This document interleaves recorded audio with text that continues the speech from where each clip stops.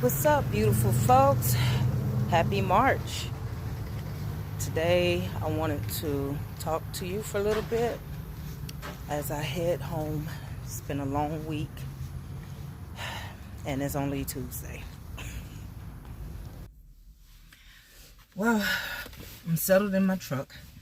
I'm not sure if you can see me well, but all that matters is that you can hear me well. So, got a few things to kind of share and get off my mind. And I missed talking to you guys. It's been a little minute, a lot of craziness going on, but it's okay. I'm not gonna let it get the best of me. And I'm trying to learn to have gratitude, because I tell you, sometimes when life throws a lot of challenges at you, it's easy to lose sight of what you have and what's available to you. So I guess today I kind of got in my feelings. I'm human. I try to stay positive and optimistic most of my life, most of my time awake. But yeah, I guess when challenges come your way, it just depends on how you deal with them and how you conquer them. So today on my job, I was told that I needed to wait at a certain particular time to line my students up for lunch. Now, from day one, when I started, it was always first come, first serve. So this Caucasian teacher is normally the one that likes to be, get in the line first. And I let my kids have more time for recess. So this particular day, another class came out early, which caused an overlap, and I had to remove my students and put them in line. Well, we're first in line today. However, the assistant or admin comes to me and say, you're not supposed to be first in line. And I'm like, well, I never got a memo or an email, or I wasn't even in any meeting that mentioned that, okay, there's certain times that we need to line our students up for lunch. I was given a designated schedule, a designated area to be, and that was just it. But she tells me I need to move to the side with all my students, all 20 of my students, and let the other class go in front of me. So when she walked away from me, she went and hugged the teacher that's always first in line. Now, I don't know. I'm trying my best not to look at it as hidden racism, but I don't know. I think the DNA in me from my ancestors, it started to wake up. And I said, okay, hold your tongue, hold your tongue. You know how you can be, Kiki, hold your tongue. You got bills to pay, hold your tongue. And so I did pretty good. I just went ahead. I said, you know what? As long as my students get in there and eat, that's all that's important. But now they're telling me, okay, now I got to walk my students in. Now, mind you, I have my lunchtime right during the same time my students eat. So that was already 15 minutes of my lunch gone. So I'm just trying to adjust to this new system, and I'm trying my best not to trip, because I'll call somebody out in a minute. I do not like being micromanaged. I don't know if it's just the Sag in me or what, but that's just, once you tell me what I need to do, I go over and beyond to do it. But it's just, don't come to me with these little funny, flaky ways, because I don't do well with fake people. I just don't. I'd rather be a loner before I have to spend my whole day hanging out with a flaky person. All right? And so, skip forward. I'm going to say this. Because of my changes in my whole lifestyle, marital status, a lot have changed in my life, and it's a major change for me because I got married at a young age, and all I knew was my way of living as a wife, right? And so when my husband and I decided that it was best that he go his way, I go my way, it went with a lot of challenges with money, right? And so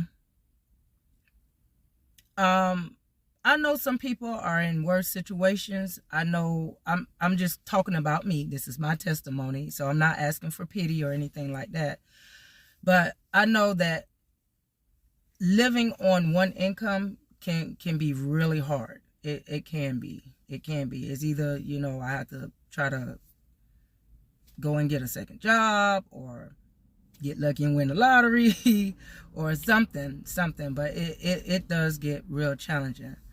And so today, I looked in my account and I said, oh, good. I got a few hundreds. I think I'll be okay. I'm going to run in the store real quick, get something for dinner tonight, because we was running low on some items. And I said, we'll be good. We'll be good.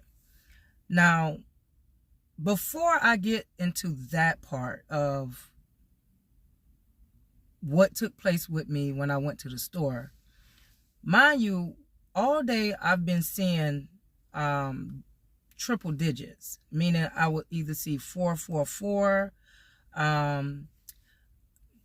Like for an example, I number my students by numbers, right? That's what I normally do. And so when I study all the kids jumping up, screaming at me, pick me, choose me, I just pull numbers. So today I pulled the student number 4, and they were supposed to answer a question, which is number 4. And then on top of that, the answer to the question, because we were doing math, was 4.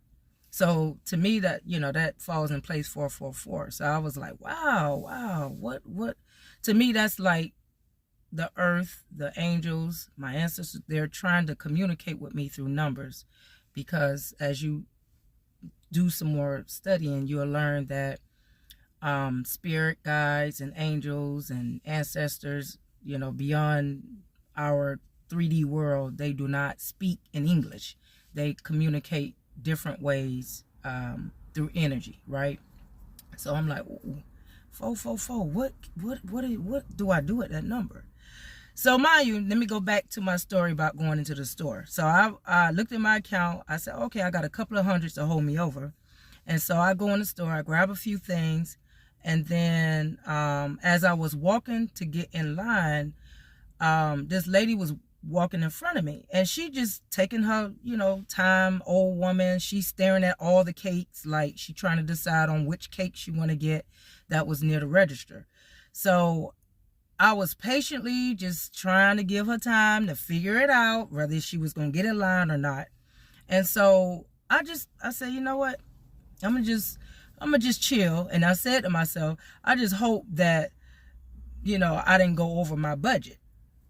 So I get into a line. I finally made it, and she turns around in front of me at the cash register, and she say, ma'am, did I skip in front of you? I wasn't trying to skip you. I can get out the line. I said, ma'am, please, you good.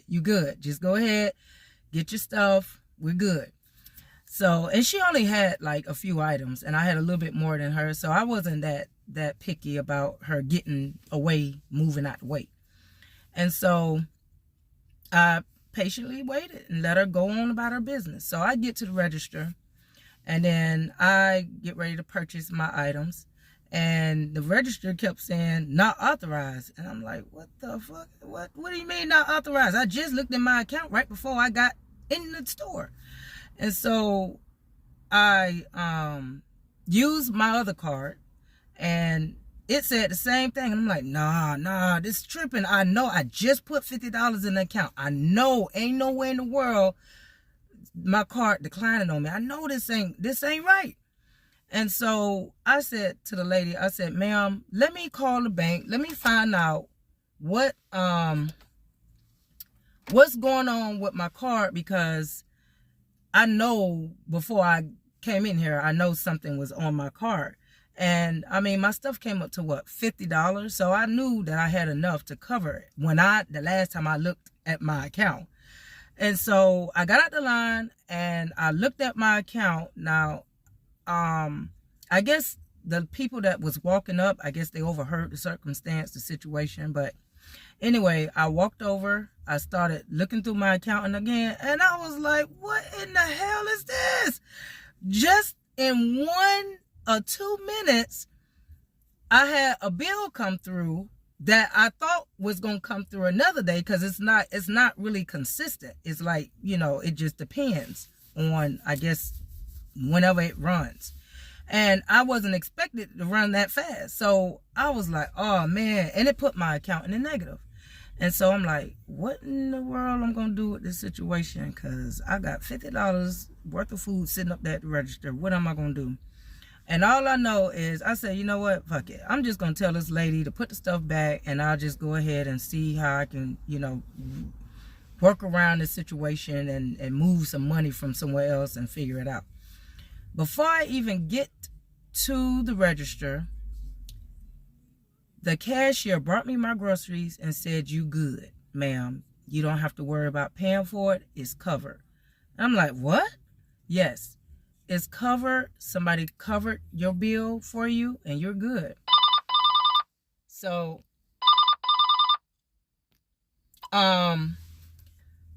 So I was like, oh, okay, all right, I ain't complaining. Oh, let me hurry up and go before somebody change their mind. So, but with that being said, it's not like, I'm real bad off to where I couldn't make it work and get some money going. But it's just the thing that I wanted to share with you guys. And like I said, I know some people, they are in worse shape and they are really in need of help. I feel like things worked out for me because I had to learn patience and I had to have gratitude. And that is why I feel like things kind of fell in place. Now, of course, I'm still wanting more things to fall in place for me that I'm trying to achieve and certain goals I'm trying to reach. But all this week I've been tested and tried. And I think when you learn how to humble yourself, and no matter how much people get on your fucking nerve, how many times people try to push your buttons. I mean, I'm not talking about strangers. I'm talking about family members try to make comments and try to push you down when they know you already feeling down. I'm talking about friends that be, 1 minute they smiling in your face, and next minute they going to try to make you look like a bad person because shit ain't going good for them. All I want you to know is keep the faith. And I'm not trying to push spirituality or African consciousness on anybody. I just want you to know that energy is real, and if you want to say that God is energy, that's all well and good. But I'm trying to tell you, your mindset, which is your God power, your heart is connected, all of it is connected, is what help manifest certain things within your life. No, I did not get on my knees and call Jesus' name 50 times in order for somebody to help me come across some money to pay for my food. I did not come across anybody to pray over me and stuff like that. I have to find the energy and the power. Man, I be going through some mental, spiritual battles, and I'm telling you, your mindset and how you respond and how you conquer challenges is what determines your outcome, your blessings, your manifestations. I got a text the other day from an ex talking about income tax. Why in the hell you talking about income tax when you ain't helping me pay none of these bills? Like, just because you gave me money way back then one time don't mean bills just disappear.